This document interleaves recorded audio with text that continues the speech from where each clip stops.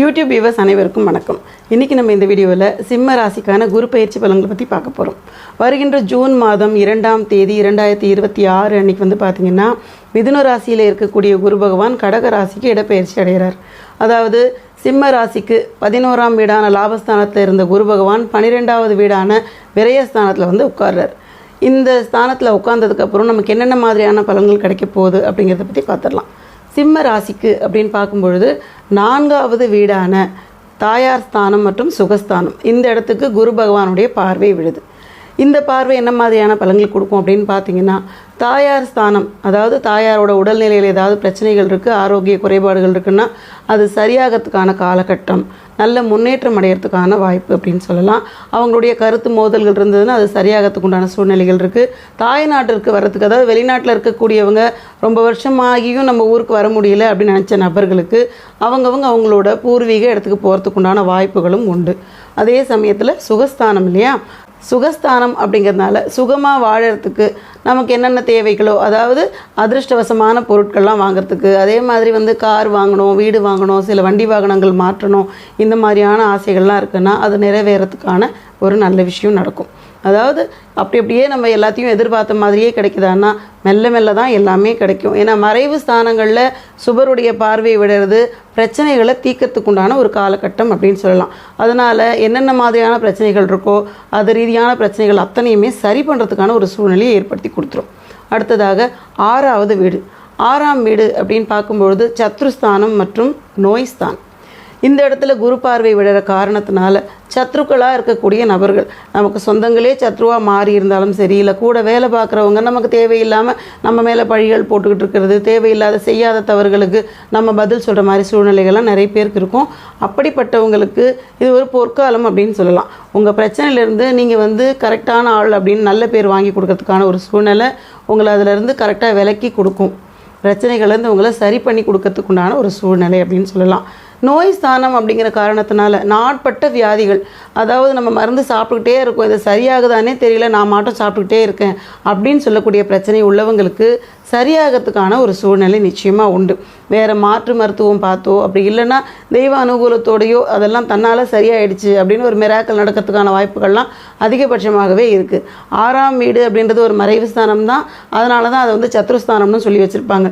ஏன்னா முகம் தெரியாத நபர்களால் தான் நமக்கு பிரச்சனைகள்லாம் வரும் அப்படின்னு சொல்லுவோம் இல்லையா.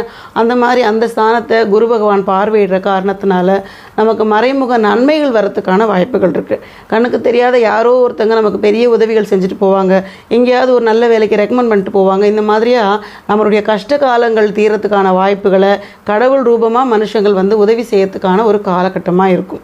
அடுத்து 8ஆவது வீடு ஆயுள் ஸ்தானம். இந்த 8ஆம் வீட்டை பார்த்திங்கன்னா குரு பகவான் பார்க்கறதுனால முதல் விஷயம் ஆயுள் பலப்படும், ஆயுள் விருத்தி ஏற்படும். அதனால் ஆயுள் பற்றின பயம் வேண்டாம். கெட்ட கனவாக வருது, எப்பயுமே பார்த்திங்கன்னா நமக்கு மனசில் ஒரு நிம்மதியே இல்லை, பதட்டமாகவே இருக்குது அப்படின்னு சொல்லக்கூடிய நபர்களுக்கு நமக்கு சனி வேறு 8ல் உட்காண்டிருக்கு அப்படிங்கிற காரணத்தினால அடிக்கடி மனசில் ஒரு சஞ்சலம் இருந்துக்கிட்டே இருக்கும். அந்த சஞ்சலம் எல்லாம் மாறத்துக்கான ஒரு காலகட்டம் அப்படின்னு சொல்லலாம். மருத்துவ செலவுகள் குறையறதுக்கான ஒரு வாய்ப்பு இருக்குது. கால்களில் இருந்த வலி சரியாகிறதுக்கு உண்டான ஒரு காலம். அதாவது முட்டிக்கு கீழே பார்த்திங்கன்னா அதிகபட்சமாக பிரச்சனைகள் நிறைய வந்துக்கிட்டே இருந்திருக்கும். அந்த கணுக்கால் பிரச்சனைகள், கண்டசத பிரச்சனைகள்லாம் நிறைய இருந்திருக்கும். அப்படிப்பட்ட நபர்களுக்கு அதில் வலி நிவாரணம் கிடைக்கிறதுக்கான ஒரு வாய்ப்பு அப்படின்னு சொல்லலாம். நல்ல மருத்துவர்களை பார்த்து நீங்கள் உங்களை சரி பண்ணிக்கிறதுக்கான ஒரு சூழ்நிலையை ஏற்படுத்தி கொடுக்கும். செலவுகள் குறையறதுக்கான ஒரு காலம் அப்படின்னு சொல்லலாம். நிறைய விஷயங்கள் தள்ளி போயிட்டே இருக்குது, சுப செலவுகள்லாம் எதுவும் நம்ம செய்யறதுக்கான விஷயம் நடக்கவே இல்லை வீட்டில் அப்படின்னு நினைக்கிறவங்களுக்கு இந்த 12ஆவது வீட்டில் உட்காந்துக்கிட்டு இருக்க இந்த சுப கிரகம் என்ன பண்ணோன்னு பார்த்திங்கன்னா, திருமணம் சார்ந்த விஷயங்கள், வீட்டில் பியூபர்ட்டி ஃபங்க்ஷன் பண்ணுறது, அதாவது பூப்படைதல், குழந்தை பிறப்பு, இந்த மாதிரி சுப செலவுகள், வீட்டுக்கே பார்த்திங்கன்னா மராமத்து பண்ணுறது, பெயிண்ட் அடிக்கிறது, அந்த மாதிரி வீட்டை புதுப்பிக்கக்கூடிய விஷயம்.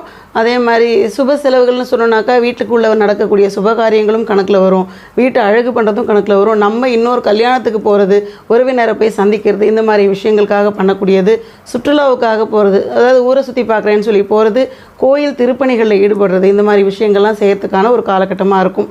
12ஆவது வீட்டில் உட்காந்துருக்க குரு பார்த்திங்கன்னா ஆன்மீகமான ஈடுபாடுகளை அதிகபட்சமாக எடுத்து கொடுக்கறதுக்கான வாய்ப்புகள் இருக்குது.